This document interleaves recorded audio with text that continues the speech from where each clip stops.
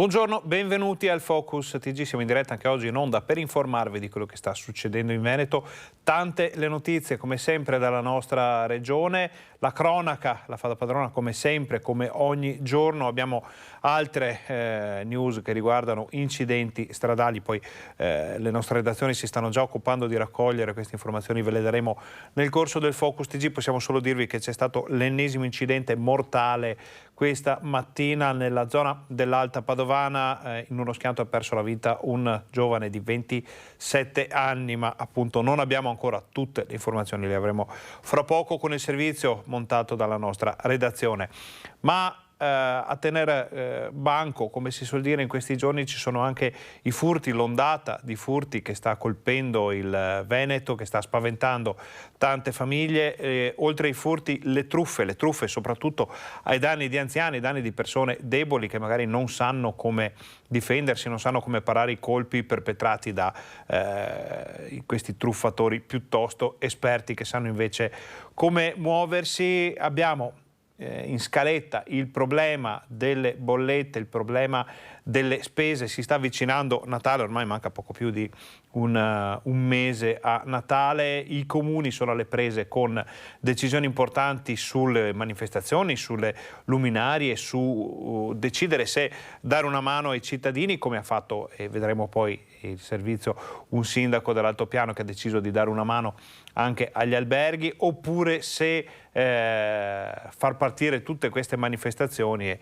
poi qualcosa succederà. Quindi tante le notizie dal Veneto. Dicevamo, ci confrontiamo al volo con la regia, se è già disponibile il servizio sull'incidente mortale di Santa Giustina in Colle. Allora lo vediamo subito. Sono le 8 lungo via commerciale a Fratte di Santa Giustina in Colle, quando questa piccola utilitaria condotta da un giovane di 27 anni, Leonardo Carpine di Campo San Piero, esce di strada finendo la sua corsa contro un palo di cemento.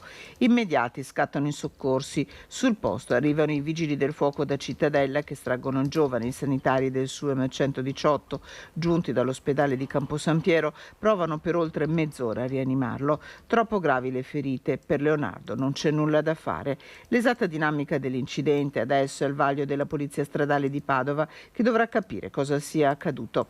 La micra nera con Leonardo Carpine alla guida ha sicuramente sbandato finendo contro il palo di cemento in modo violento. Un malore, la velocità, l'asfalto reso viscido dalla pioggia della notte. Tutte ipotesi su cui cercheranno di fare chiarezza gli agenti della Polizia Stradale. La circolazione lungo la strada, la provinciale 22, è ripresa con regolarità dopo le 10. Ovviamente i nostri colleghi della redazione padovana stanno approfondendo questa notizia, se ci saranno novità ve le daremo qui nel corso del Focus TG. Adesso vediamo invece le ultime novità riguardanti l'incidente che ha scosso il bassanese e la pedemontana. Suor Ferdinanda investita e uccisa da un camion in pieno centro a Rosà. Ci sono delle novità. Slitterà con ogni probabilità la prossima settimana il funerale di Suor Ferdinanda Ferraro, la religiosa 87enne che ha perso la vita martedì nell'incidente stradale accaduto in pieno centro a Rosà. I nipoti e le suore dell'Istituto Palazzolo dovranno attendere il nulla osta della procura prima di fissare la data della cerimonia per l'estremo saluto a Suor Ferdinanda. La salma sarà riconsegnata alla famiglia soltanto dopo l'autopsia disposta dal magistrato, che ha posto sotto sequestro anche il tir che ha travolto l'anziana e indagato l'autista 22enne polacco per omicidio stradale. I familiari, dal canto loro, hanno deciso di nominare un perito di parte. Serve infatti fare chiarezza sulla dinamica del sinistro costato la vita a Suor Ferdinanda. Vorrei andare a vedere in comune, vedere un po' la dinamica, perché non abbiamo capito bene come siano andate effettivamente le cose. Qui sono tante telecamere, vorremmo capire un po' meglio. Ecco. Un po' di chiarezza sulla dinamica. Per noi, ma anche per dare delle risposte ai familiari. Lei ha diversi nipoti qui in paese, alcuni su a Treviso, che erano molto, molto vicini a lei, quindi hanno bisogno anche loro di avere delle risposte chiare.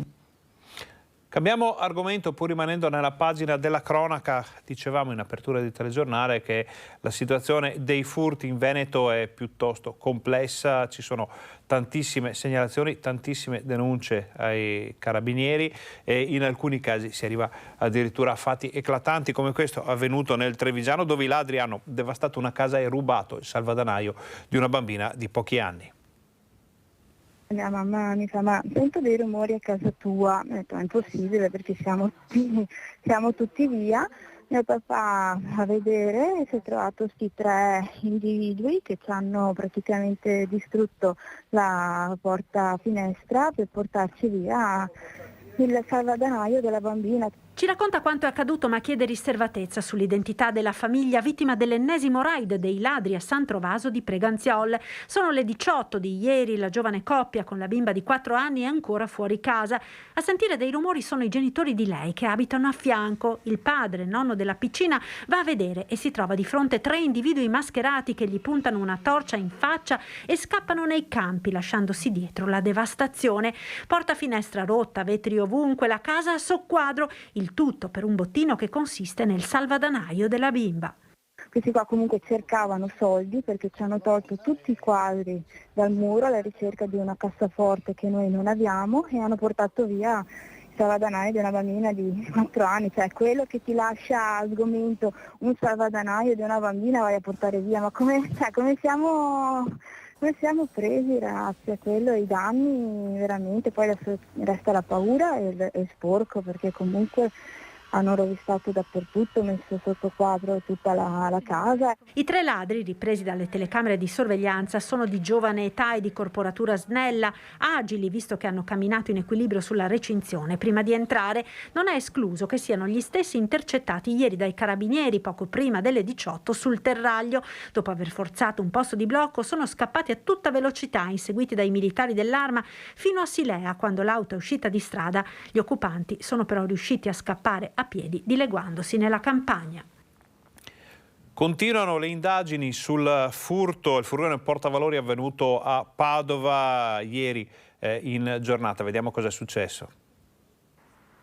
Un colpo avvenuto con una precisione chirurgica. 2, forse 3 malviventi scesi da un'auto e fuggiti con i 3 sacchi carichi di contanti all'interno del furgone, un doblò, tutto in una manciata di minuti. Indagine a 360 gradi sul furto al portavalori avvenuto a mezzogiorno di giovedì in via Armistizio a Padova, mentre la guardia giurata era nell'istituto di credito dove stava ritirando dell'altro denaro. All'interno del mezzo già c'erano parecchi soldi, cifre non confermate parlano di 70.000 euro raccolti in 2 distributori in un supermercato della provincia. Un furto che sarebbe avvenuto sotto gli occhi di molti testimoni, alcuni in coda al bancomat, ma che non sarebbe stato ripreso dalle telecamere dell'istituto di credito. Le indagini sono condotte dagli agenti della squadra mobile della questura di Padova, intervenuti sul posto dopo la chiamata al 113. Di sicuro ad agire è stata una banda di professionisti che non si è fatta scrupoli ad entrare in azione in pieno giorno in una strada molto trafficata. Oltre ai furti è periodo, e purtroppo lo sappiamo dalla cronaca che arriva quotidianamente dal Veneto, di truffe di ogni genere. Le più bieche sono quelle ai danni degli anziani, lo vediamo davvero ogni giorno qui nel nostro telegiornale, ma non solo anziani nel mirino dei truffatori. Vediamo queste novità che ci arrivano da Treviso. Gli automobilisti arrivavano all'area di servizio e nonostante fosse orario di self-service trovavano un addetto pronto a servirgli la pompa. Sovrappensiero forse non percepivano l'anomalia, ma avrebbero dovuto farlo perché a fare il pieno era un finto dipendente e i soldi in contanti che pagavano finivano nelle sue tasche a scapito dei titolari dell'area. Un 24enne è stato denunciato dai carabinieri di Castelfranco che hanno scoperto il singolare raggiro dopo un controllo. Proprio in quella stazione di servizio, infatti, nel centro città, hanno notato il giovane, già noto ai militari, che sostava senza dare troppo nell'occhio. Durante la perquisizione lo hanno trovato in possesso di una carta carburante sospetta e gli accertamenti hanno permesso di capire che era stata rubata un mese fa dall'auto di un impiegato di Castelfranco che aveva sporto denuncia. Dagli estratti conto, nelle settimane successive, risultava che la carta era stata prosciugata per vari rifornimenti. E guarda caso, tutti i rifornimenti erano stati effettuati nella stazione di servizio, dove i carabinieri hanno trovato il 24enne, risultato totalmente sconosciuto ai titolari del distributore. In sostanza, dopo aver studiato gli orari nei quali muoversi in assenza dei gestori e con una buona dose di faccia tosta, si è finto un dipendente, ha ingannato gli automobilisti in transito, ha usato la carta carburante per fare i rifornimenti e si è fatto pagare in contanti 300 euro in tutto, prima di venire pizzicato. Per lui è scattata immediata la denuncia. E a Padova invece sono in azione finti tecnici dell'acquedotto che tentano di truffare gli anziani. Si sono finti tecnici dell'acqua, si sono fatti aprire la porta di casa con la scusa di dover verificare delle problematiche sulla rete idrica, poi hanno spruzzato una sostanza urticante in aria chiedendo all'anziano proprietario di tirare fuori i gioielli e di uscire all'esterno dell'abitazione vista la situazione di pericolo. 2 tentate truffe ai danni di anziani si sono verificate a Padova. In entrambi i casi i 2 anziani residenti nei quartieri di Brusegana e Sacra Famiglia hanno intuito il raggiro mettendo in fuga i finti tecnici e allertando subito la polizia. Dopo questi 2 episodi la questura di Padova lancia un appello a tutte le persone che vivono sole: non aprite mai la porta a sconosciuti, neanche qualora sembri che indossino una divisa. Il consiglio per gli anziani che ricevono richieste di denaro da fantomatici avvocati o appartenenti alle forze dell'ordine è quello di diffidare sempre e chiamare immediatamente il 113 o un familiare. Ora noi facciamo una breve pausa pubblicitaria, state con noi perché torniamo fra pochissimo.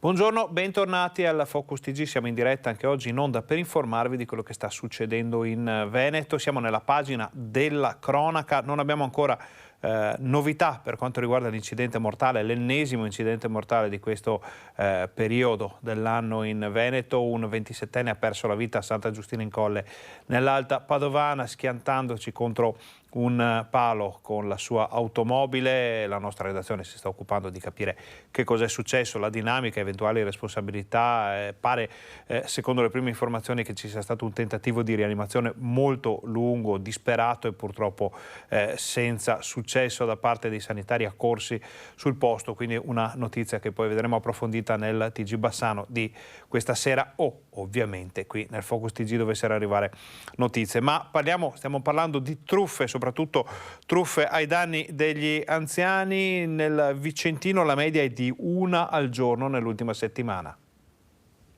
Una truffa al giorno, la media nell'ultima settimana nel territorio provinciale vicentino. Sono per lo più gli anziani nel mirino dei truffatori che si presentino al telefono paventando rischi per l'incolumità della vittima o dei suoi familiari o bussando alla porta di casa con finte uniformi. L'obiettivo dei malintenzionati è sempre il medesimo: conquistare la fiducia della vittima e appropriarsi del denaro o dei gioielli. Cresce l'allerta per la recrudescenza del fenomeno e il comando provinciale dell'Arma rinnova l'invito a tenere a mente un vademecum per evitare o riconoscere per tempo i potenziali raggiri. Il consiglio che l'Arma dei Carabinieri vuole dare, anche considerando appunto che questo fenomeno negli ultimi giorni, nell'ultima settimana ha avuto una recrudescenza improvvisa e anche preoccupante, è quella comunque di innanzitutto di rivolgersi alle forze armate qualora ci siano dubbi, di fidare di queste persone, nella considerazione che nessun ente pubblico, non c'è forza armata o tecnici del gas, dell'INAI, dell'INPS che vadano a casa delle persone chiedendo soldi per pagare le bollette o per alcune contropartite. Recrudescenza che si concretizza specie in prossimità del periodo natalizio. Il consiglio è quello di contattare sempre il 112 in caso di necessità reale o presunta. Telefonare sempre al 112 o comunque ai numeri di pronto intervento, perché comunque la Forza Armata, l'Arma dei Carabinieri o comunque le altre forze di polizia insistenti sul territorio arriveranno prontamente e si spera anche cogliendo il malfattore sul fatto. E i 2 ferraresi accusati di tentata estorsione nei confronti del parroco di Cadonaga sono stati assolti, visto che parliamo di truffe, per non luogo a procedere. Vediamo il servizio. I fatti risalgono al periodo tra ottobre 2011 e primavera 2013. È passato troppo tempo, al giudice non resta che assolvere gli imputati per avvenuta prescrizione. Guai giudiziari finiti per 2 cinquantenni ferraresi che in quel periodo avrebbero raggirato decine di sacerdoti tra Emilia-Romagna e Veneto. Nella loro trama erano caduti anche i parroci di Cadoneghe, dove la truffa era stata tentata, e di un altro comune della Cintura, dove invece la truffa era andata a segno. Un meccanismo rodato, quello usato dai ai truffatori che promettevano un'ingente donazione a nome di un parente defunto di cui era stato appena celebrato il funerale, chiedendo il versamento di una somma a un finto notaio. Il parroco di Cadoneghe non era caduto nella trappola e aveva presentato denuncia, da cui l'indagine condotta dalla Procura di Ravenna conclusasi a Padova con un non luogo a procedere per avvenuta prescrizione. Cambiamo ancora argomento, siamo comunque nella pagina della cronaca, ma andiamo nel veneziano dove era successo anche in altre zone del Veneto negli ultimi giorni, ma insomma l'uso di droga si fa sempre più all'aperto, diciamo, davanti alle altre persone, addirittura nei bus. Un cucchiaino e carta stagnola, oggetti inequivocabili, erano a bordo dell'autobus urbano numero 2 diretto a Venezia nella notte tra lunedì e martedì. L'ha notato un passeggero sceso a Piazzale Roma che subito l'ha fotografato a testimonianza di come oramai l'uso di droga a Mestre sia all'ordine del giorno e della notte. Secondo quanto riferito dal testimone, 5-6 persone salite in via Piave hanno preso posto in fondo all'autobus dopo alcuni momenti di tensione tra loro, spaventando anche gli altri passeggeri, e hanno consumato la droga. Intanto, dopo giorni di controlli in via Piave, durante uno dei maxi pattuglioni interforze che vedono all'opera carabinieri, polizia di Stato e locale e guardia di finanza, 2 tunisini irregolari sono stati bloccati e accompagnati al centro per il rimpatrio. Un provvedimento rilevante perché uno dei 2, un quarantenne, è considerato il punto di riferimento per i tunisini della zona. Secondo gli investigatori era lui ad avere in mano la partita della logistica dei nordafricani a Mestre, a decidere dove alloggiavano e dove spacciavano.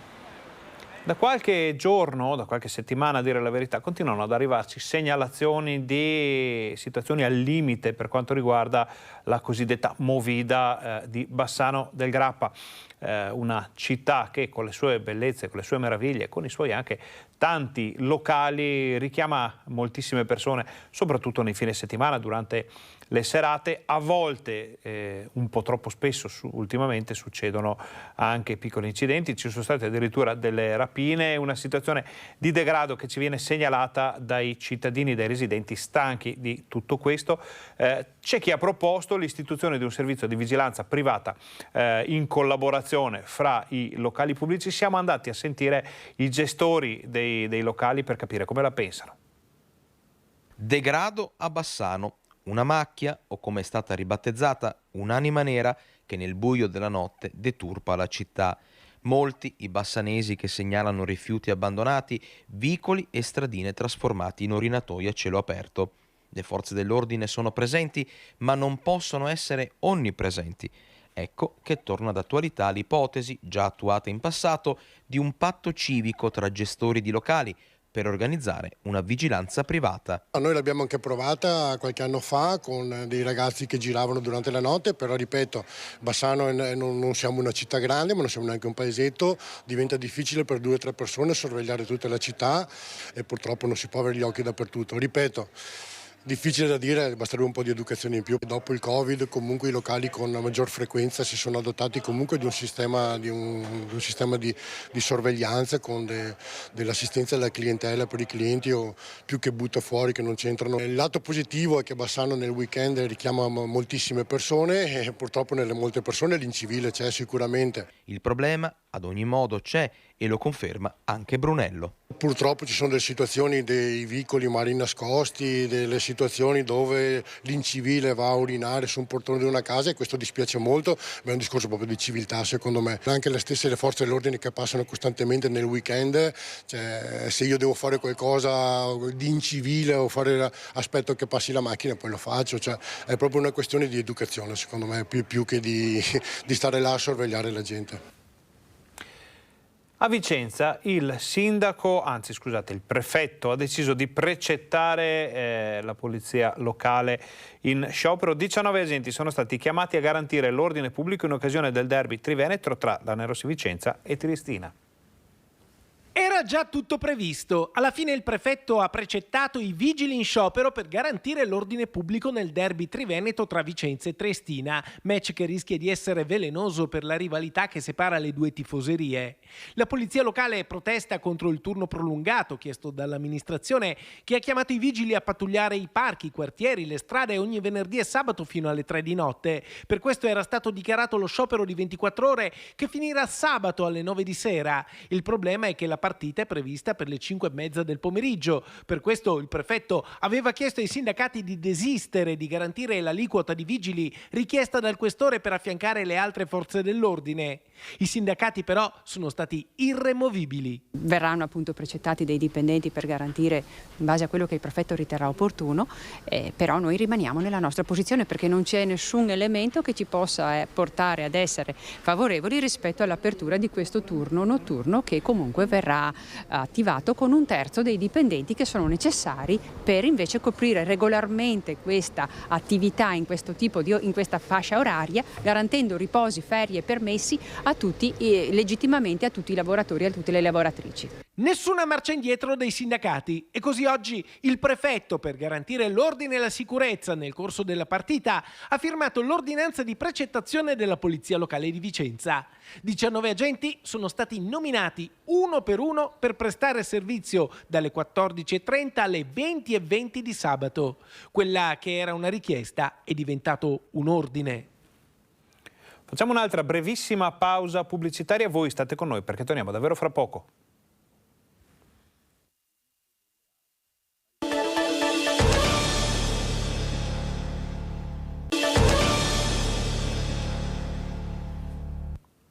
Buongiorno, bentornati al Focus TG. Siamo in diretta anche oggi in onda per informarvi di quello che sta succedendo in Veneto. Siamo nella pagina della cronaca piuttosto corposa come ogni giorno, incidenti, furti, rapine, situazioni di degrado che ci vengono segnalate da tutto il Veneto. Tante di queste arrivano tramite i cosiddetti canali ufficiali, le forze dell'ordine, molte invece arrivano proprio da voi telespettatori, da voi cittadini, che segnalate alle nostre redazioni quello che non va proprio davanti al portone di casa. Andiamo ora a Mestre per una serie di segnalazioni proprio dai cittadini, dai telespettatori, che chiedono un pronto intervento del comune per tutelare i pedoni e le persone con disabilità e un problema di viabilità.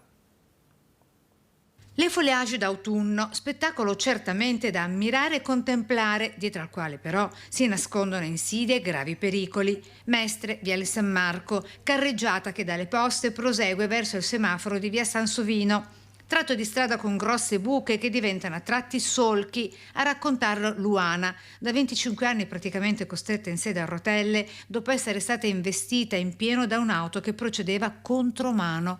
Questa è una strada dissestata, dice, che con la pioggia diventa davvero impraticabile perché impercorribile, in particolare per chi è in carrozzino o ha problemi di deambulazione, spiega. È molto difficile. E se dovessi camminare con la stampella, che a volte è impossibile perché ci sono i buchi e perdo l'equilibrio. Un pericolo per i pedoni, specie con la nebbia e il buio. Anche gli attraversamenti pedonali vanno messi in sicurezza e illuminati. Qui le auto sfrecciano veloci, incuranti della gente che, scesa dal tram, si accinge ad attraversare. L'altro pomeriggio, in pieno giorno, hanno rischiato di restare travolti da un'auto che ha superato il tram. Una mamma con la bimba di appena 5 anni, raccontano i residenti. Io le posso dire solo una cosa, io guido ancora. E quando è l'imbrunire soprattutto ho veramente paura. Ho paura di investire perché non li vedi fino all'ultimo. Per cui c'è molta poca illuminazione. Problematiche più volte segnalate a Cafarsetti, sede veneziana del comune, cui ora con una petizione i cittadini chiedono un veloce e pronto intervento nel sostegno reciproco tra cittadini appunto e istituzioni. Ci spostiamo da Mestre a Venezia, pochi passi per entrare in laguna. Il tema più o meno è quello, parliamo comunque di biciclette e ciclisti, guardiamo. A Venezia è vietata la circolazione delle biciclette anche se condotte a mano. La consigliera comunale Cecilia Tonon è intervenuta nel cuore di Cannareggio su segnalazione di alcuni residenti per la presenza di quelle che con tutta probabilità appartengono a dei cicloturisti incatenati a una ringhiera, e la sua giornata ha preso una piega imprevista. Ho chiamato la polizia locale, è passata anche la Guardia di Finanza, ma mi ha detto di non poter far nulla in quanto non hanno pattuglie in laguna. Dopo un'ora è arrivata la pattuglia della polizia locale, ma sono solo in 2, le biciclette sono 3, non riescono a fare nulla. I cittadini che passano, racconta Tonon, sono imbufaliti perché dicono che a Venezia si può fare quello che si vuole e non c'è nessuno che fa rispettare le regole. Queste persone sono arrivate con la bicicletta da Piazzale Roma, nessuno ha detto nulla. Hanno fatto strade, ponti, calli, hanno legato le biciclette qui. Sono arrivati all'1:15, sono circa le 3. Nessuno è comparso. L'attesa della rimozione stimola il dibattito tra i residenti. Uno è arrivato con il flessibile, ha detto che era disposto lui a tagliare la catena. Un altro che abita qui gli ha dato della testa da Marsion e così via. Dopo 2 unità di polizia locale arriva una terza barca che riesce a risolvere la situazione. Sono le 15:25, circa 2 ore dopo la chiamata. È chiarissimo che non si tratta di un comportamento grave, che succedono cose ben più gravi in città. Ma è anche chiaro che noi veneziani ci chiediamo se esiste un regolamento di polizia urbana e tutti lo violano apertamente, nessuno lo fa rispettare, che ne è della nostra città. Come facciamo a sentirci in qualche misura tutelati? Cambiamo zona, cambiamo tema. Paura ieri sera nel Padovano per una fuga di gas. Vigili del fuoco al lavoro per tutta la notte per ripristinare la falla. Hanno lavorato per tutta la notte i tecnici dell'azienda del gas intervenuti con i vigili del fuoco e la protezione civile in via Cornara, ai confini tra le province di Padova e Venezia. A segnalare un forte odore di gas intorno alle 18:30 sono stati i residenti che vivono nelle frazioni di Pionca di Vigonza e Mellaredo di Pianiga. Sul posto anche i sindaci dei 2 comuni, che hanno deciso di evacuare per la notte a scopo prudenziale alcune famiglie residenti nel tratto veneziano della via. In serata la falla è stata individuata e sono proseguiti i lavori di messa in sicurezza. Nessuno è rimasto ferito, l'allarme è quindi rientrato. Ci spostiamo adesso nell'altopiano dei 7 comuni dove proseguono le predazioni dei lupi ai danni degli animali, degli allevatori della zona. Dopo le vacche predate, dopo pecore, capre, tornano i selvatici a colpire gli asinelli del signor Ernesto Rigoni, che purtroppo una volta al mese ci contatta per informarci di quello che succede letteralmente nel giardino di casa sua. Vediamo il servizio. 7 predazioni in meno di 4 mesi. Ernesto Rigoni è rassegnato. L'ennesima irruzione dei lupi nel giardino di casa, a 2 passi dall'ingresso, sicuramente un branco numeroso, e lui è stufo anche di veder soffrire i suoi asini, di trovarne le carcasse assalite dai lupi. Stamattina verso le 2:30, 3, come tutte le noti, quasi tutte le noti, adesso ho preso 2 cani pastori abruzzesi, ho sentito abbaiare, sono venuto fuori con la piglia, però non ho visto i lupi.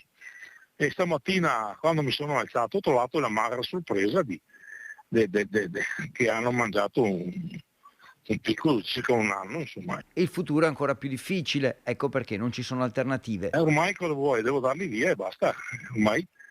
Anche perché adesso i prossimi 15 giorni saranno ancora peggiori, perché se viene giù un po' di freddo, un po' di neve. Sul posto sono arrivati i guardiacaccia per confermare che si è trattato sicuramente di un branco numeroso di lupi e per portare solidarietà all'allevatore.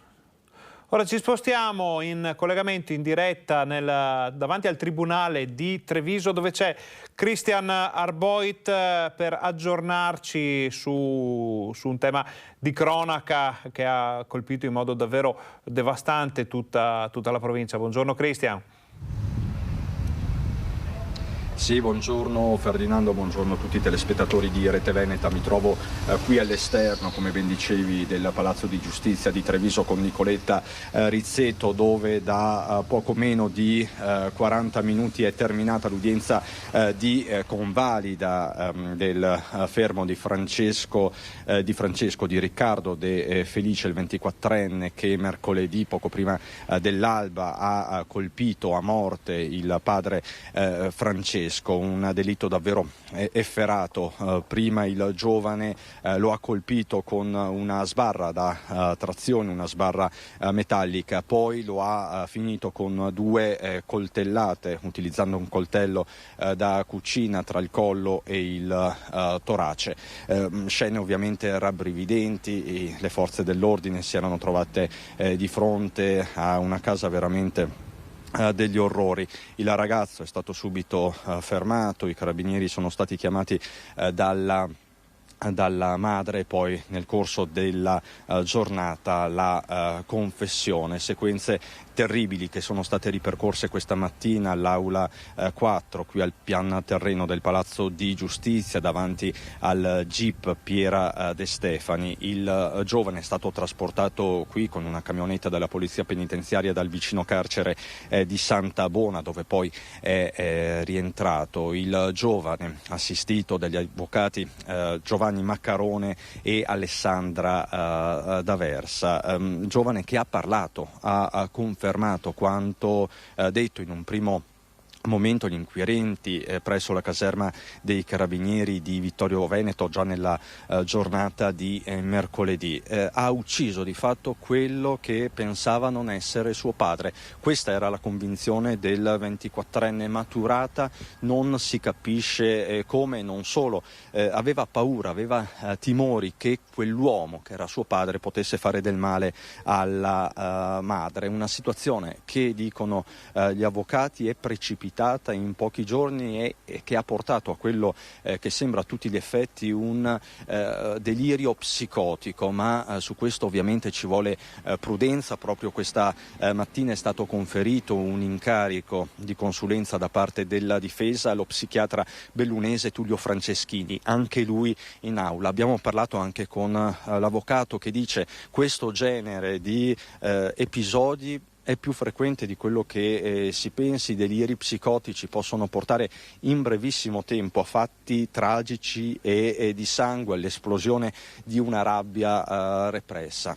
Questa è la situazione. E poi c'è la figura della madre, la signora Adriana, che è rientrata a casa a Vittorio Veneto, nella casa dove mercoledì mattina si è consumato il delitto, casa che non è mai stata posta sotto sequestro perché il quadro indiziario sembra tutto sommato cristallizzato e anche chiaro nelle sue dinamiche. Madre, donna che viene definita straordinaria dallo stesso avvocato Maccarone, che in questi giorni ha anche incontrato il figlio e che sta mettendo il dolore per il figlio davanti anche alla perdita lancinante del marito.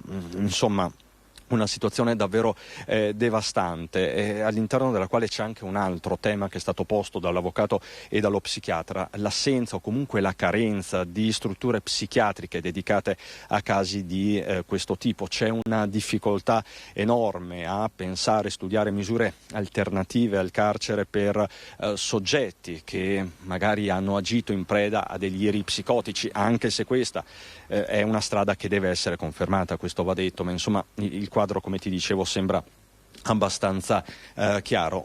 Tra l'altro stiamo un po' assistendo a quello che abbiamo visto recentemente anche per Steve Quintino, il ragazzo che aveva seminato il panico tra Riese Pio X e San Zenone degli Ezzelini poco più di un mese e mezzo fa, anche in quel caso in preda a un delirio. Anche in quel caso si era parlato di misure alternative, ma non solo. Ti faccio l'esempio di Fabrizio Biscaro, che un anno e mezzo fa uccise all'Isola del Morte Elisa Campeol, poi dopo diverso tempo è stato assegnato ad una casa di cura. Insomma, c'è anche questo problema, non c'è solo il dolore della perdita, ci sono anche le incognite per chi resta e appunto vorrebbe in qualche modo recuperare delle vite che sembrano perse. L'autopsia sul corpo di Francesco De Felice sarà effettuato nella prima parte della prossima settimana, ma insomma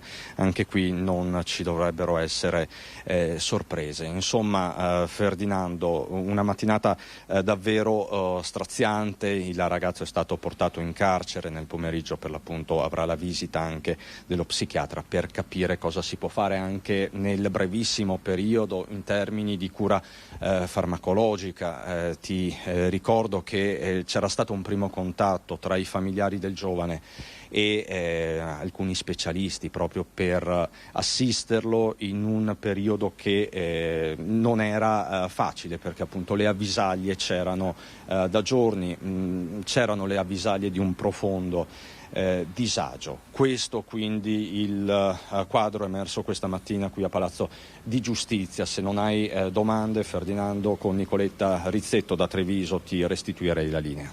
Noi ringraziamo Cristian Arboit e Nicoletta Rizzetto per questo collegamento in diretta, queste informazioni che sì, da un certo punto di vista ci forniscono tutti i dati per capire un po' di più quello che è successo, ma dall'altro ci danno un quadro veramente impressionante di una situazione nel Veneto che spaventa tutti, non solo per quanto riguarda la cronaca quotidiana, ma proprio per la gestione di queste situazioni che poi magari i dati ci smentiscono, però pare che davvero si stiano moltiplicando, ne abbiamo viste moltissime nell'ultimo periodo, un 2022 che ci sta portando una serie di fatti di cronaca davvero spaventosi, impressionanti. Noi ve li raccontiamo ogni giorno qui nel Focus TG e grazie anche al lavoro straordinario che fanno i nostri colleghi, i tecnici, gli operatori del gruppo Media Nord-Est. Grazie Cristian, buon lavoro.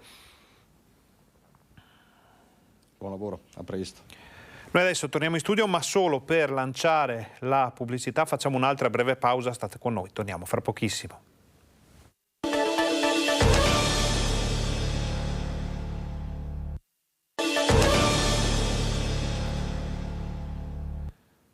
Buongiorno, bentornati al Focus TG, siamo in diretta anche oggi in onda per informarvi di quello che sta succedendo in Veneto. In Veneto succede anche che sia stata revocata, in Veneto e in Trentino, a dire la verità, la cosiddetta zona rossa sulla Marmolada. È stata revocata infatti l'ordinanza che istituiva quest'area vietata sul ghiacciaio, ricordiamo teatro di una tragedia immane a luglio. Il sindaco di Canazei ha firmato un nuovo provvedimento che definisce una cosiddetta area di attenzione sul versante nord della Marmolada, su cui potranno essere attivate eventuali limitazioni in caso di necessità. L'area di attenzione è costituita dalla calotta di ghiaccio sommitale parzialmente crollata lo scorso luglio e dalle due principali lingue che la circondano, scendendo fino al lago Fedaia. In quella zona è possibile che nel periodo estivo sia attivabile un nuovo divieto di accesso nel caso di periodi prolungati di forte innalzamento delle temperature. I rifugi Capanna Ghiacciaio e Pian dei Fiacconi non possono per il momento essere utilizzati perché ricadono nell'area critica, mentre può aprire il rifugio Cima 11 in prossimità del lago Fedaia. Per quanto riguarda le piste da sci, spetterà alla società Marmolada impedire il fuoripista nelle zone innevate esterne ai tracciati ufficiali. Informazioni importanti anche in vista dell'imminente apertura della stagione turistica invernale. Torniamo a parlare di cronaca, torniamo nel Padovano. Parla l'imprenditore di Este, titolare dell'azienda agricola che è figurata fra le strutture colpite dalle schegge che hanno causato la tensione dei missili in Polonia. Sentiamo l'intervista.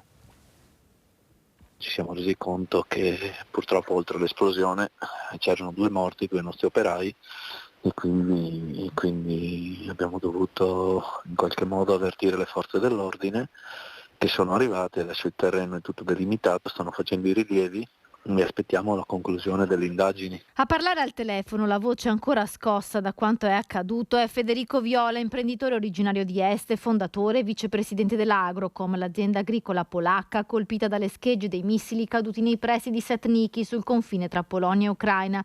2 operai sono rimasti uccisi, entrambi si chiamavano Bogdan, avevano 59 e 62 anni. Uno di loro era un trattorista, stava tornando dai campi con un carico, l'altro invece faceva il magazziniere. Erano 2 dipendenti fidati che lavoravano con noi praticamente da 22 anni. L'esplosione che ha ucciso i 2 operai ha investito l'impianto di essiccazione di cereali. Federico Viola stava tornando a Varsavia, dove vive da anni, quando è stato informato della tragedia ed è subito ritornato in azienda. I funerali dei 2 operai saranno celebrati nel fine settimana. Il gravissimo episodio ha preoccupato molto la Polonia, che mai in questi mesi di conflitto tra Ucraina e Russia si era sentita così esposta. Dobbiamo renderci conto che è stato un incidente, essere convinti che sia stato un incidente e continuare ad andare avanti. Insomma, siamo in Comunità Europea, quindi insomma vogliamo sentirci sicuri. Ha paura che possa riaccadere? Sinceramente no. Pensavo non accadesse, invece è accaduto. Speriamo sia stato veramente un incidente e che non si ripeta. Restiamo nel padovano perché abbiamo visto anche nelle scorse ore le informazioni, i titoli dei giornali, anche dei nostri telegiornali. Una bufera ha travolto la presidente della Onlus, Team for Children. Vediamo quali sono le novità e poi andiamo a sentire proprio l'aggiornamento in diretta da Padova. Una lunga lista di spese contestate, circa 50.000 euro, quelli controllati dalla Guardia di Finanza che si riferiscono al periodo a cavallo tra il 2019 e il 2021. Chiara Girello Azzena, presidente della Onlus Team for Children, fondata nel 2009 per sostenere i piccoli pazienti dell'oncoematologia pediatrica e le loro famiglie, sarebbe accusata di aver impiegato questa somma destinata alla Onlus per spese personali. Un viaggio in Sardegna, una spesa alimentare o trasferte a Milano e Bologna per portare panettoni in un periodo però che non è propriamente quello in cui si consumano questi dolci. Un'altra accusa che viene mossa a Chiara Girello Azzena è quella di truffa all'INPS. Secondo l'indagine della Procura di Padova sarebbe riuscita a far erogare la cassa integrazione in deroga a 2 dipendenti durante il periodo del Covid, pur non essendoci requisiti per usufruirne. Contestati anche alla presidente di Team for Children alcuni condizionatori donati da un'azienda alla Onlus ma fatti installare a casa dei suoi familiari. A febbraio, quando sono iniziate le indagini dopo un esposto arrivato in procura, Chiara Girello Azzena era stata sentita dal magistrato. Oggi come allora continua a negare ogni accusa. Non è vero niente, sono disorientata da quanto sta accadendo, ci ha ribadito al telefono. Nei mesi scorsi dal consiglio della Onlus si erano dimesse 3 persone. L'esposto tuttavia potrebbe essere arrivato da qualcuno di esterno ma vicino all'associazione. Intanto nella pagina Facebook di Team for Children proseguono le iniziative di solidarietà. Il 16 novembre, il giorno prima che esplodesse il caso, era iniziata la prenotazione dei panettoni e pandori natalizi e anche la raccolta di adesioni per la cena benefica prevista il 3 di dicembre. Le ultimissime novità ce le racconta Valentina Visentini in collegamento adesso da Padova. Buongiorno Valentina. Sì, buongiorno Ferdinando. Ovviamente la vicenda che ha travolto la Onlus Team for Children sta facendo interrogare il mondo del volontariato, perché insomma ci possono essere delle ripercussioni sul rapporto di fiducia che c'è tra chi fa il volontariato e chi lo vuole sostenere. Qui con me c'è Emanuele Alecci, che è stata la figura centrale dell'anno in cui Padova è stata capitale del volontariato, promotore della candidatura del volontariato a patrimonio dell'umanità. Cosa chiedete come mondo del volontariato? Innanzitutto siamo tutti molto preoccupati e dispiaciuti per questa vicenda che mette in discussione anni e anni di lavoro serio che così abbiamo potuto constatare in questi anni di questa organizzazione. Chiediamo che si faccia velocemente chiarezza in modo tale che nessuna ombra resti verso questa organizzazione e sul volontariato. Io credo che il volontariato è toccato certamente da queste situazioni, è toccato, ma non è che si mette in discussione il suo operato. È un'ombra che non fa bene perché se viene meno la fiducia comincia a essere un problema con i cittadini, con quelli che possono donare, con quelli che vogliono fare volontariato.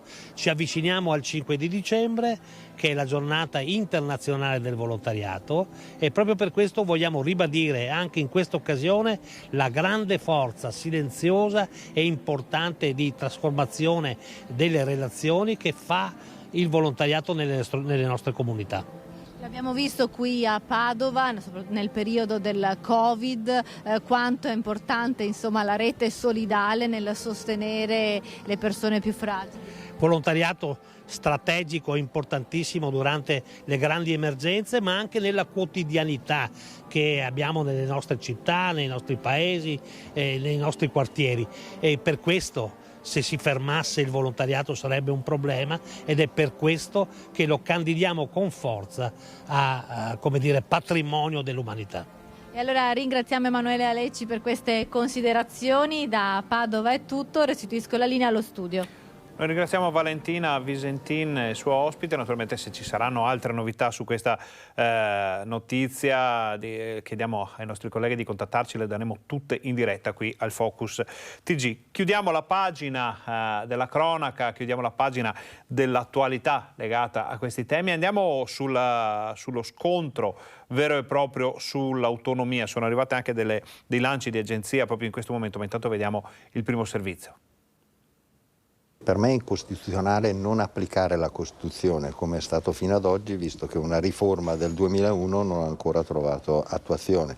Le critiche vorrei che si rivolgessero a un testo quando il testo ci sarà e non sugli appunti di lavoro che stiamo costruendo. Inutile agitarsi quando ancora una bozza ufficiale non c'è, e questo è il messaggio niente affatto velato che il ministro Calderoli rivolge a quei governatori del Sud che hanno già polemizzato con il provvedimento sull'autonomia differenziata, in primis il campano De Luca che ne ha chiesto lo stop, così a margine della prima riunione della conferenza delle regioni che giurano i diretti interessati si è svolta nella massima armonia. Mi sembra che da parte di tutti, ovviamente con sfumature per arrivare a risultati diversi, ma ci sia la volontà di andare verso un processo di autonomia e anche di finalmente attuazione dei LEP, anche questo passaggio condiviso da tutte le autonomie regionali. L'EP che sta per livelli essenziali di prestazioni, ovvero quei servizi che lo Stato deve garantire in maniera uniforme su tutto il territorio nazionale. Per Zaia non c'è nessuna incompatibilità, anzi. Chi è contro l'autonomia è contro la Costituzione. Dall'altro è fondamentale che si portino avanti anche le grandi sfide dei LEP, che oggi non sono,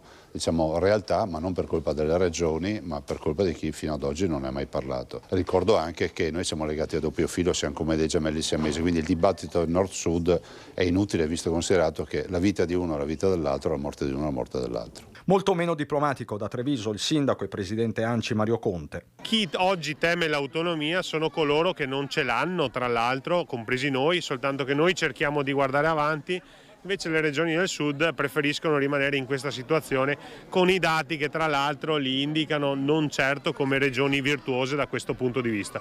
Noi restiamo dalla parte della responsabilità, loro probabilmente dalla parte dell'assistenzialismo statale. Per i Dem veneti invece l'unico approccio possibile è quello della gradualità. Abbiamo detto alla regione Veneto, ma scusa, invece di chiedere tutto per non ottenere niente, partiamo da alcune materie fondamentali e su queste realizziamo il nostro modello di autonomia. Su questo tema è arrivata poco fa in redazione un'agenzia che riporta le parole di Darè. La Lega ha perso la sua collocazione territoriale fondamentale per la strada dell'autonomia, proprio quell'autonomia che le regioni del nord richiedono da molto tempo a gran voce e per la quale il governatore Luca Zaia e il ministro Roberto Calderoli stanno lavorando al meglio. Lo dichiara Gian Antonio Darè, europarlamentare trevigiano della Lega, membro del gruppo Identità e Valori a Bruxelles. A parte Fratelli d'Italia, dice Darè, e Forza Italia, è chiaro che ormai il nostro paese è politicamente diviso. Queste le parole dell'europarlamentare. Il Movimento 5 Stelle, partito del reddito di cittadinanza, ripeto, stiamo leggendo una nota d'agenzia, mentre la Lega ha perso la sua collocazione territoriale. Un tema, quello dell'autonomia, sul quale torneremo di sicuro nel corso della nostra informazione e andiamo a sviscerare un argomento che si collega in modo molto forte con quello dell'autonomia, ovvero della proposta di insegnare la lingua veneta o il dialetto veneto. E qui insomma non è una questione di lana caprina, perché c'è una forte differenza proprio fra le due accezioni, e di portare nelle scuole tutto questo. Vediamo. Alla Camera 18 deputati hanno presentato un decreto legge per avviare delle lezioni di dialetto nelle classi degli istituti dell'obbligo. Il primo firmatario è il sottosegretario al Mise, il padovano Massimo Bitonci. Seguono Alberto Gusmeroli, presidente della Commissione Attività Produttive, Ingrid Bisa, Dimitri Coin e Gianangelo Boff. La proposta trova consenso soprattutto fra chi lo parla abitualmente. È una cosa giusta? Sì, sono d'accordo perché è una lingua, secondo me. Come parliamo noi il dialetto, perché molti parlano dialetto qua, e che lo capiscono anche loro perché è una lingua molto istruttiva innanzitutto. Una volta approvato il DDL, toccherebbe alla Regione, guidata dal governatore Luca Zaia, attivarsi per siglare un protocollo d'intesa con il Ministero dell'Istruzione che stabilirebbe i criteri generali per l'attuazione della riforma. Lo scopo? Insegnare il veneto ai bambini perché tra un po' nessuno lo parlerà più. Tanti non sanno cos'è a Segua, per dire, è una cipolla. Adesso Game Boy, PlayStation, computer, parlano che inglesi, nomi inglesi, perdiamo che l'italiano, non il dialetto. Per gli esponenti del PD sarebbero altri gli interventi di cui la scuola ha bisogno. Una parte dei cittadini la pensa allo stesso modo. L'insegnamento del veneto nelle scuole, ma anche no. Io sono un insegnante, tra l'altro. Io non ho mai parlato in dialetto perché i miei non me l'hanno mai insegnato, per cui potrebbe essere una cosa utile, per carità, ma insomma non la trovo una cosa così importante. Per me non va bene, bisogna sapere tutte le lingue, non solo il veneto. Altro dilemma si pongono alcuni a cui la proposta non dispiace è quale veneto insegnare tra i banchi di scuola. A quale dialetto veneto? Perché i dialetti veneti sono tanti, perché se andiamo anche a Treviso parla un dialetto, a Venezia ne parla un altro. Su questo tema abbiamo sentito anche le opinioni dei vicentini. Sentite cosa ci hanno risposto. Andrebbe insegnato il dialetto a scuola? Sì, qui da noi sì. Perché secondo lei? Perché la lingua storica bisogna mantenere tradizioni.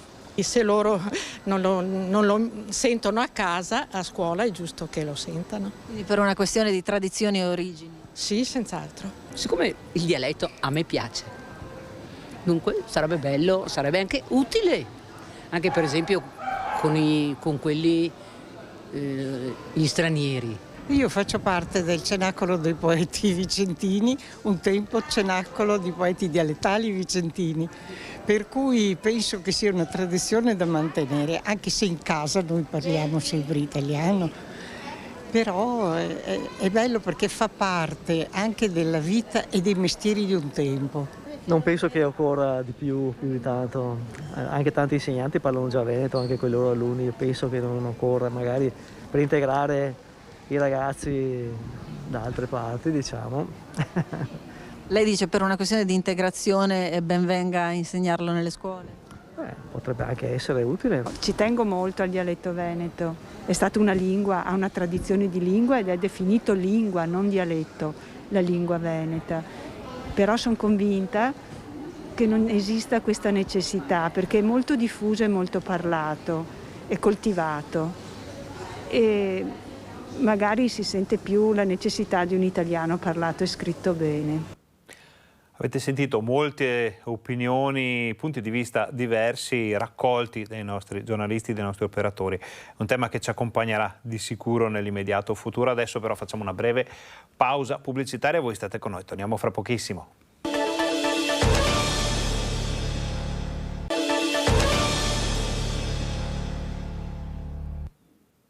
Buongiorno, bentornati al Focus TG. Siamo in diretta anche oggi in onda per informarvi di quello che sta succedendo in Veneto. Apriamo la pagina dell'attualità, per così dire, economica. Poi vedremo quali sono le ricadute di questo momento così difficile sulle finanze, sulle tasche delle famiglie, delle imprese e anche delle amministrazioni comunali del Veneto. Ma prima di tutto vediamo la rivalutazione per 1 milione di pensionati veneti. Tecnicamente il numero dei pensionati in Veneto interessati dalla rivalutazione è 1.238.000 persone. Un Veneto su 4 quindi sarà interessato dal meccanismo progressivo di adeguamento delle pensioni, un aumento del 7,3% fissato con decreto e calcolato sulla base della variazione che si è verificata negli indici dei prezzi al consumo certificati dall'Istat il 3 novembre scorso. È una percentuale che non si vedeva da molti anni. Per trovare percentuali di questo tipo occorre ritornare agli anni 80. Il segnale è che quest'anno l'inflazione è stata forte, ma anche la risposta del governo in questo senso è una risposta forte. Stavolta nel portafoglio dei pensionati veneti si vedrà la differenza. La rivalutazione sarà piena per la fascia di importo complessivo dei trattamenti pensionistici lordi fino a 4 volte il minimo, che passa a sua volta da 525 a 563 euro. Di fatto si tratta di una mensilità in più all'anno. Il direttore generale dell'INPS regionale porta un esempio concreto. Il pensionato che ha una pensione di importo pari a 1.000 euro lordi percepirà un aumento, una rivalutazione mensile pari a 73 euro lorde. L'adeguamento però ha un forte impatto sulle finanze pubbliche, 50 miliardi da qui ai prossimi anni impegnati a livello nazionale, quasi 2 finanziarie. In Veneto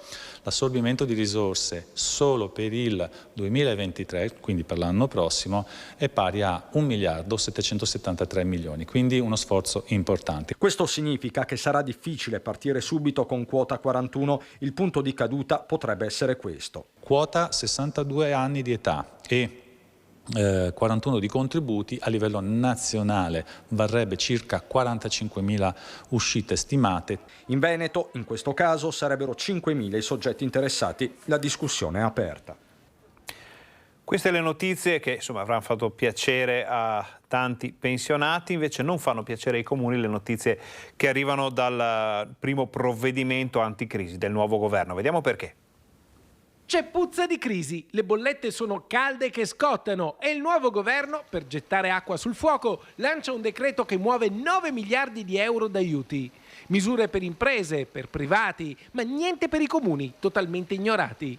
I sindaci lanciano un grido d'allarme. Devono chiudere bilanci difficilissimi con il caro energia, che è una batosta da 20 milioni di euro per le casse dei 114 comuni vicentini. Bene che il governo abbia pensato un aiuto alle famiglie e alle imprese per quanto riguarda il caro bollette. Male il fatto che al momento non ci siano fondi destinati invece ai comuni sempre per questo importante tema. Noi comuni stiamo raschiando veramente il barile dei nostri bilanci per garantire con immane sforzo la continuità di servizi essenziali ai nostri cittadini. Confido sul nuovo governo che si è appena insediato per un intervento sui costi, soprattutto energetici, altrimenti non abbiamo altra soluzione, bisogna tagliare i servizi ai cittadini. Il costo delle bollette sta ponendo i sindaci di fronte a un'equazione molto preoccupante. Pagare l'energia significa non avere più risorse per i servizi ai cittadini. Quello che possiamo fare, quello che ho potuto fare come sindaco è stato fatto. Abbiamo tagliato l'illuminazione notturna, abbiamo tagliato i costi del gas lasciando al freddo le nostre palestre, abbiamo tagliato dove potevamo tagliare ma non possiamo più tagliare. Conto ed auspico in un secondo decreto celere ed immediato per far fronte ed aiutare i comuni ad affrontare anch'essi questa emergenza energetica. Queste le voci degli amministratori, dei sindaci. Sentiamo adesso la voce di un comparto, quello delle piscine, che fin dalla pandemia ha sofferto in modo indicibile questa serie di crisi che si sono rincorse negli ultimi anni. Il primo allarme era stato lanciato esattamente un anno fa, quando i costi energetici avevano iniziato a galoppare. All'epoca i gestori di impianti avevano ipotizzato un incremento delle spese per 6 milioni di euro nel corso del 2022, un dato però risultato sottostimato. A consuntivo i conti aggiornati parlano infatti di 20 milioni di euro per 70 piscine nel Veneto. Questi numeri indicati nella lettera che Fin e Assonuoto hanno indirizzato in queste ore al governatore Luca Zaia e al presidente ANCI Mario Conte, ricordando anche le mobilitazioni promosse dalle piscine di Montebelluna e Valdobbiadene. È una situazione che permette una difficilissima sopravvivenza degli impianti, dato poi per accertato che alcuni di questi hanno già decretato la chiusura per la parte invernale, quindi dicembre e gennaio, gli altri stanno facendo massa critica per tentare di mantenere salda l'attività. L'iniziativa prende le mosse anche da una lettera scritta dagli esordienti vicentini, bambini che hanno chiesto al ministro Abodi e al numero 1 del CONI di intervenire. Prima il Covid, scrivono, adesso il caro bollette, se le piscine chiudono, si legge, cosa ne sarà del nostro sogno di diventare campioni? Cioè si crea quel buco generazionale che abbiamo già visto al tempo del Covid, e ora appunto diventa difficoltoso per il discorso energetico. E ora vediamo che cosa ha deciso di fare un sindaco dell'altopiano dei 7 comuni per cercare di dare una mano al comparto turistico che insomma, per l'altopiano è davvero molto importante. Si dice spesso che a Natale bisogna essere tutti più buoni. A Gallio, dalle parole, si è deciso di passare ai fatti, non con un regalo, ma con un gesto concreto di vicinanza e solidarietà. Il comune tende una mano, anzi due, alle strutture alberghiere e ai commercianti che sono l'anima del turismo in altopiano, un aiuto nel far fronte comune, è proprio il caso di dirlo, per le spese di luce e gas. L'amministrazione del sindaco Emanuele Munari ha infatti stanziato 30.000 euro per far sì che eventuali rincari di alberghi e strutture recettive vengano mitigati e non ricadano su chi sceglie Gallio come meta per il periodo natalizio. Stiamo per erogare un contributo particolare a sostegno proprio degli alberghi, perché non possiamo permetterci con questo caro bollette che gli alberghi in qualche modo vengano ancora ulteriormente penalizzati dopo il Covid. Quindi al fianco dei nostri operatori economici, al fianco degli albergatori, perché non possiamo, ripeto, permetterci di perdere un solo albergo, un solo posto letto, perché vogliamo pensare in grande guardando al futuro e quindi con tutte le strutture attive e ben preparate appunto ad accogliere tutti i turisti che sceglieranno Gallio e l'altopiano. Nel dettaglio si tratta di 20.000 euro di tesoretto per le strutture alberghiere e di 10.000 euro per i commercianti, distribuiti con criteri precisi legati sia ai posti letto che al reale calo di fatturato. Piuttosto asfaltiamo 50 metri di strada in meno, ma teniamo vive le nostre realtà commerciali che creano PIL, che creano anche posti di lavoro, ma soprattutto sono il presente e devono essere il futuro. Gallio, che ricordiamo ha celebrato solo qualche giorno fa i 100 anni della ricostruzione dopo la devastazione della Prima Guerra Mondiale. Rimaniamo in montagna e il tema è molto vicino a questo degli albergatori e del comune di Gallio, perché l'amministrazione comunale di Alleghe ha deciso di far fronte ai maggiori costi per la gestione del palaghiaccio, consentendo appunto l'apertura anche nei prossimi mesi. Se Feltre aveva resistito, Alleghe e Pieve di Cadore avevano alzato bandiera bianca di fronte al caro bollette, chiudendo i rispettivi palaghiaccio.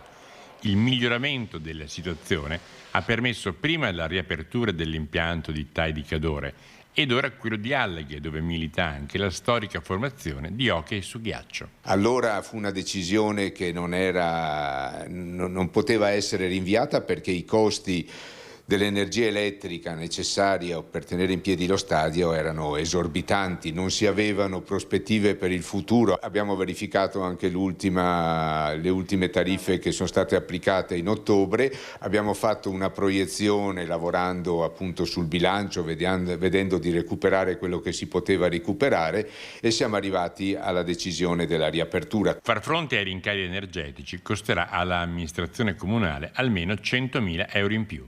Non pochi per un bilancio come quello di Alleghe, che è di appena 2 milioni di euro. La struttura, che ospita anche il pattinaggio artistico, è il cuore della comunità ed è fondamentale soprattutto per i giovani.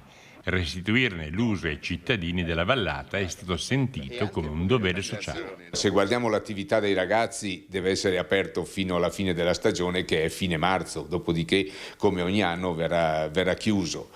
È quello che auspico, di poterlo portare a un'apertura dei 4 mesi. Continua la nostra inchiesta con i comuni del Veneto per capire la posizione degli amministratori pubblici sulle luminarie natalizie. Tanti hanno già detto di volerle rinnovare anche quest'anno, molti le hanno già installate, le accenderanno nei prossimi giorni e nelle prossime ore. Qualcuno dice abbiamo i LED comprati proprio negli ultimi anni che ci faranno risparmiare, qualcun altro invece alza bandiera bianca e dice niente luminari. Vediamo il caso di questo comune padovano. A ravvivare le frazioni e le scuole, donando loro lo spirito del Natale, ci saranno degli abeti che saranno decorati dai bambini stessi. Niente luci o luminarie natalizie quest'anno a Vigo d'Arzere. Il comune ha deciso di tagliare i costi dell'energia elettrica. Saranno feste più austere, ma con il coinvolgimento maggiore della comunità. La contingente situazione economica internazionale ci pone infatti di porre maggiore attenzione a limitare i consumi di energia ed evitare gli sprechi di denaro, ha spiegato il sindaco Adolfo Zordan. Le bollette del comune sono quadruplicate in questi mesi, da qui la decisione di rinunciare alle luminarie natalizie per consentire di mantenere accesa la pubblica illuminazione lungo le strade e il riscaldamento negli edifici pubblici. Vigo d'Arzere però non rinuncia allo spirito del Natale, con 4 abeti collocati nelle frazioni e nelle scuole decorati dai bambini. L'11 dicembre invece ci sarà il mercatino organizzato dalla Proloco con Babbo Natale e gli zampognari. Voltiamo decisamente pagina, ci spostiamo nel veneziano per una denuncia, la denuncia di una 21enne di Mira, stella dell'atletica tra le altre cose, che si dice discriminata sull'autobus perché di colore. Fuori posto, inadeguata, triste e soprattutto arrabbiata. Così si è sentita Rebecca, 21enne residente a Mira, atleta a livello nazionale, nata e cresciuta in Italia, a Padova e adottata all'età di 2 mesi, quando mercoledì, dopo un giro al centro commerciale La Nave de Vero di Marghera, insieme alla mamma, ha preso un autobus della linea Riva Veneto e si è sentita discriminata. E mamma sale, passa tranquilla. E invece il collega dell'autista fuori servizio mi guarda, intanto in un modo che mi ha fatto sentire inadeguata, e poi aveva un tono sprezzante, quasi infastidito, e mi chiede semplicemente se potessi passare il biglietto o l'abbonamento. Io l'ho passato tranquillamente. Ma la mamma di Rebecca, Cristina, non ha digerito quel comportamento e ha chiesto spiegazioni.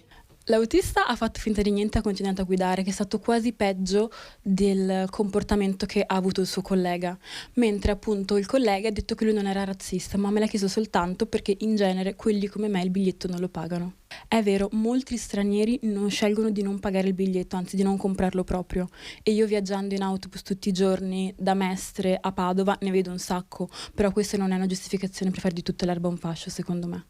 Per questo Rebecca ha deciso di dare risonanza all'episodio. Mi è capitato anche qualche anno fa, quando abitavo a Verona, in centro, ero salita su un treno, un Frecciarossa in prima classe, e il controllore, oltre al biglietto, perché non credeva che potessi permettermi di essere in prima classe, mi ha chiesto anche i documenti. Io sono un atleta di livello nazionale, perciò è più facile che io venga ascoltata, ma le altre persone capita tutti i giorni che non hanno voce e quindi vorrei aiutarle in qualche modo. Non arrendetevi, alzate la voce e fatevi rispettare. Dobbiamo smettere di stare in ginocchio e sopportare, è il momento di agire. Rebecca, saltatrice dell'Assindustria Sport di Padova, ha scritto anche un esposto all'azienda di trasporto che, contattata, ha parlato di un malinteso. Il controllore, si legge in una nota, ha riconosciuto la mamma di Rebecca come un'abbonata, ma non avendo mai visto la ragazza le ha chiesto di validare il titolo di viaggio. Il dipendente è profondamente scosso, si legge ancora, perché è accusato di un comportamento lontanissimo dal suo modo di essere. Per questo sarà predisposto un sostegno psicologico. L'azienda condanna inoltre ogni forma di discriminazione. Bastano soltanto delle semplici scuse e un'ammissione di colpa, non credo serva nient'altro. Sentiamo ora la voce del sindaco di Mira su questa vicenda. Io lo chiamo ormai l'ordinaria discriminazione e forse questo è l'aspetto più grave, perché ci sono degli atteggiamenti che non possono assolutamente passare. Io credo che i pregiudizi, le discriminazioni fatte ogni giorno sono come una goccia, però di gocce si riempie il mare d'odio che dobbiamo assolutamente mandare via dalle nostre teste. Siamo tutti uguali. Se uno commette un reato, commette qualcosa che non va, che sia bianco, che sia nero, che sia giallo, che sia quello che vuole, è colpevole, ma non può essere la colpa avere la pelle del colore diverso, questo assolutamente no. Il sindaco di Mira, che ha contattato personalmente Rebecca, non esclude che da questo spiacevole episodio possa nascere qualcosa di buono, ad esempio coinvolgendola in un progetto educativo con le scuole. Perché no? Io credo che spesso anche toccare con mano le difficoltà aiuti anche a capire, soprattutto per i giovani, per i ragazzi, possa essere anche una cosa importante. Ora vediamo che cosa ha scritto l'ANPI provinciale di Treviso al prefetto. È con una lettera al prefetto di Treviso, al questore, al procuratore della Repubblica e alla Digos che il presidente dell'ANPI provinciale Giuliano Varnier ha voluto denunciare i recenti episodi di ostentata esibizione in alcuni locali aperti al pubblico della provincia di propaganda smaccatamente fascista. Tutta una serie di osterie, ci sono cimelli fascisti, bottiglie con l'immagine di Mussolini, e addirittura anche manganelli con scritto "Io al Duce", insomma, e quindi è quasi un incitamento alla violenza. Poi ci può essere qualcuno che la violenza la esercita davvero. Scritte e feticci che inneggiano talvolta alla violenza, all'apologia del nazifascismo, simboli illegali che non devono essere sottovalutati, secondo l'ANPI, in un territorio che è conosciuto da vicino il fenomeno dell'eversione nera. Da qui partì l'inchiesta e i gruppi collegati a Piazza Fontana, e quindi non c'è da stare tranquilli, è per quello che abbiamo scritto al prefetto. La Marca è stata insignita della medaglia d'oro per l'attività nella lotta partigiana durante la Seconda Guerra Mondiale. Non possiamo tollerare, conclude Varnier, questa inqualificabile propaganda. Non vogliamo che episodi di tipo fascista si manifestino ancora, perché il Paese ha già pagato troppo per questi fatti e per il fascismo. Compie un secolo di vita, compie 100 anni Enrico Vanzini, conosciuto come l'ultimo Sonderkommando, un sopravvissuto al campo di concentramento di Dachau, e oggi riceverà un'onorificenza, una benemerenza da parte dell'amministrazione comunale di Cittadella. Eravamo scheletri, io pesavo 22 kg e 300 grammi, come un bambino si può dire. 100 anni di vita per Enrico Vanzini, 7 mesi dei quali trascorsi nell'inferno del campo di concentramento di Dachau, dove era arrivato dal fronte greco dopo la firma dell'armistizio nel 1943. È nato a Fognano Olone, in provincia di Varese, il 18 novembre 1922 Enrico Vanzini, ma la sua vita è rinata il 29 aprile 1945, quando gli americani liberarono il campo di concentramento dove aveva fatto parte delle squadre di Sonderkommando destinate a raccogliere cadaveri nelle camere a gas per portarli nei forni crematori. Un'esperienza che lo ha segnato e che, tornato a casa, una lunga vita trascorsa a Cittadella, non è riuscito a raccontare a nessuno fino al 2005, 60 anni dopo. Indelebili alcuni ricordi di quei 7 mesi, come quello del tozzo di pane costato la vita a un'anziana che aveva la sola colpa di essersi impietosita nei suoi confronti. Quel pezzo di pane l'ho tenuto fin quando sono venuti gli americani, ma sono portato a casa. Sono riuscito a portarla a casa, e quando sono arrivato a casa mia mamma non mi conosceva più. Mia mamma pesava 29 kg quando ha riabbracciato la sua famiglia dopo aver visto l'inferno. Enrico Vanzini, che dal 2005 ha girato incessantemente le scuole per raccontare la sua vita e l'orrore di morte e disumanità. Tutta Cittadella si unisce alla festa per il suo secolo di vita, e noi con loro lo ringraziamo per avere trovato la forza, con le sue parole, di lottare per non dimenticare, perché quello che gli è accaduto a nessuno al mondo accada mai più. Seguiremo la consegna di questo attestato da parte dell'amministrazione comunale di Cittadella Enrico Vanzini. Nelle prossime edizioni della nostra informazione vi racconteremo poi com'è andata e sentiremo anche le sue parole. Adesso andiamo avanti, parliamo di una manifestazione molto importante di 23 comuni della Pedemontana per dire no alla violenza sulle donne. I numeri sono preoccupanti perché ce ne sono almeno 20 in più rispetto all'anno scorso, solo fino ad ottobre. L'anno scorso abbiamo fatto un'analisi al 31 dicembre, quindi ci preoccupa molto. Ci preoccupa il numero elevato, ma soprattutto il numero delle donne più giovani, dai 18 ai 31 anni. I numeri del centro antiviolenza Spazio Donna di Bassano sono a dir poco preoccupanti. Continua a crescere il numero delle donne vittime di violenza, numeri che raccontano di storie di donne maltrattate, violentate e di figli impotenti costretti ad assistere a gesti orrendi di uomini, di papà, che mettono in atto comportamenti che la società civile non può accettare. Ci vuole cultura, cultura, cultura, quindi ancora questa possibilità di parlarne e di dire che gli uomini devono imparare a perdere anche loro e che quindi che la donna può anche separarsi e le donne devono imparare a non prendersi cura all'infinito di un uomo maltrattante. Dire no alla violenza richiede il contributo di ogni cittadino. Per questo i 23 comuni del distretto 1 dell'ULSS 7, in occasione della giornata contro la violenza sulle donne, romperanno idealmente il muro del silenzio con una fiaccolata che si terrà in contemporanea in ogni comune nel tardo pomeriggio del 25 novembre. Dopodiché il giorno 2 di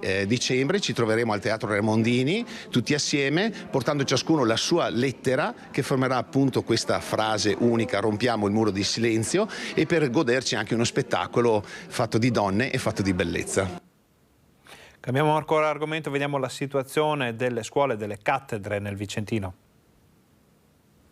C'è un po' di confusione in questo momento, un po' di preoccupazione da parte delle famiglie per il cambio degli insegnanti, però sono insegnanti che entreranno in ruolo e quindi rimarranno anche negli anni successivi. Il provveditore di Vicenza manda un segnale rassicurante a studenti e famiglie che non hanno trovato l'apertura del nuovo anno scolastico tutti i professori a ricoprire le materie di insegnamento previste. A Vicenza sono stati 200 gli insegnanti mancanti e per questo sono già stati avviati i concorsi per trovarne i sostituti che a breve andranno a ricoprire le cattedre vacanti. Si tratta di portare pazienza ancora queste settimane, assicura il provveditore. Man mano finiscono i concorsi e gli assegnatari verranno subito messi in ruolo.